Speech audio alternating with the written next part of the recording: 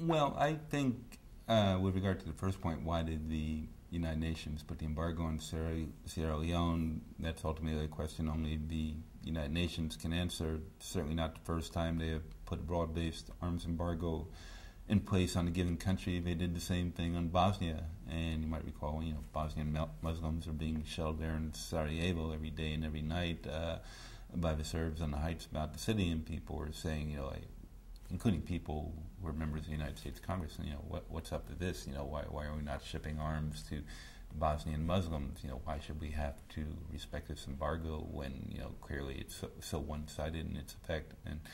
But I can't answer the question as to why they put it in or why they didn't try to amend it.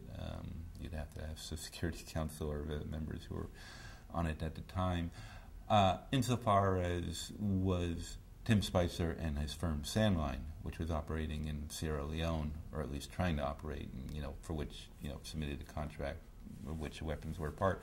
The ensuing investigation, which was done by Richard Legge, which was commissioned by the British government, basically exonerated Sandline and Spicer. It did come out that the approaches that were made to Sandline and Spicer by the British High Commissioner in Sierra Leone, a gentleman by the name of Peter Penfold, I believe, he had in fact, recorded his contacts. He had in fact sent that information back to the British Foreign Office, informing them that he had contacted them, that Sandline had said, well, we'd be willing to work in Sierra Leone, here's what we would do, here's what we would need, here's what we would ask for in terms of our price for doing the operation. So Spicer was right, when he said that we kept the British government informed.